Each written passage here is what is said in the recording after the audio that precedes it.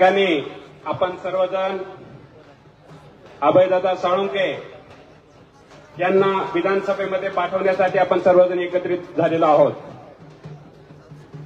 व्यासपीठावर उपस्थित असलेले माजी खासदार सुधाकरजी श्रंगारे साहेब, या ठिकाणी भावी आमदार अभयदादा साळुंखे व आम्हा सर्वांचे नेते अशोकराव पाटील निलंगेकर साहेब, या ठिकाणी आपण प्रचंड अशा संख्येने उपस्थित असलेले समोरील सर्व माझे मतदार बंधू आणि भगिनींनो, मला तुम्हाला एवढंच सांगायचं आहे की आताच्या परिस्थितीमध्ये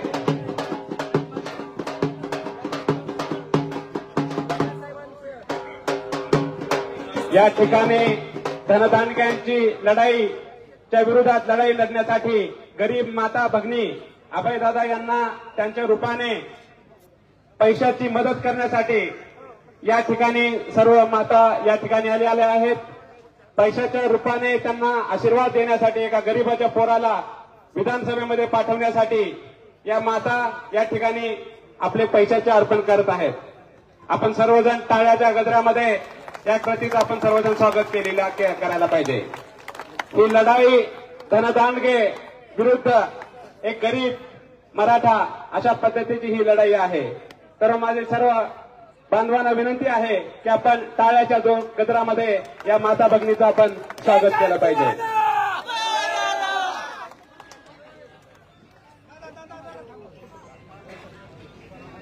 या ठिकाणी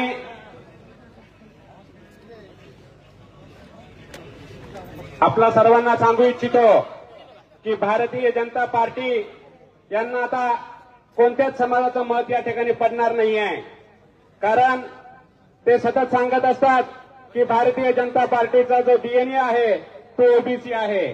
पण मी तुम्हाला या ठिकाणी सांगू इच्छितो की सगळ्यात विरोधी भारतीय जनता पार्टी ओबीसीच्या विरोधी कार्य करणारी पार्टी आहे।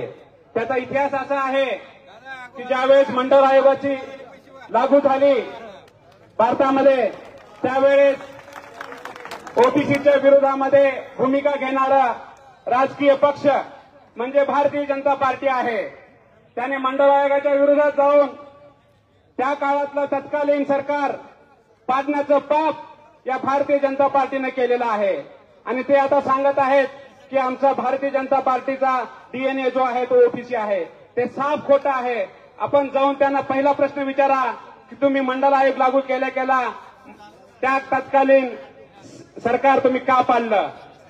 त्याच्या विरोधामध्ये जाताना ज्यावेळेस मंडळ आयोग लागू झाला पूर्ण भारत देशामध्ये, मला तुम्हाला या ठिकाणी गर्वानं सांगावंसं वाटतंय की महाराष्ट्रामध्ये मंडळ आयोगाची लागू करणारे पहिले लोकनेते शरदचंद्रजी पवार साहेब होते। या ठिकाणी मला तुम्हाला या ठिकाणी आवर्जून सांगावंसं वाटतं। या ठिकाणी ओबीसीचा कळवळा जे लोक घेऊन या ठिकाणी आपली राजकीय पोळी भाजू इच्छित आहेत, त्यांना मला सांगायचं आहे की या ठिकाणी ओबीसीची शिष्यवृत्ती लागू करणारे पहिले लोकनेते आदरणीय विलासरावजी देशमुख साहेब आहेत। आणि तुम्ही मिरवता की ओबीसीचा भारतीय जनता पार्टीचा डीएनए हा ओबीसी आहे। हे साफ खोटं आहे मित्रांनो। ओबीसीच्या विद्यार्थ्याला शिष्यवृत्ती चालू करणारे पहिले लोकनेते विलासरावजी देशमुख साहेब आहेत आणि मंडळ आयोगाची शिफारस पहिल्या राज्यामध्ये लागू करणारे माननीय श्री शरदचंद्रजी पवार साहेब आहेत। त्यामुळे यांना आता ओबीसीचे मतदान पडणार नाही। निश्चितपणे येणाऱ्या काळामध्ये विरोधी आमदारांचं डिपॉझिट जप्त झाल्याशिवाय या ठिकाणी राहणार नाही। आणि मी आपल्या सर्वांना विनंती करू इच्छितो की या ठिकाणी येणाऱ्या 20 तारखेला एक गरीबाचा मुलगा, एक गरीब मराठ्याचा मुलगा, एक गरीब शेतकऱ्याचा मुलगा विरुद्ध धनदांडग्याची ही लढाई आहे। या ठिकाणी आपण सर्वजण येणाऱ्या 20 तारखेला हाताच्या पंजासमोरील बटन दाबून अभयदादा साळुंखे यांना प्रचंड अशा रेकॉर्ड ब्रेक मताने विधानसभेमध्ये पाठवाल एवढी अपेक्षा बाळगतो आणि थांबतो।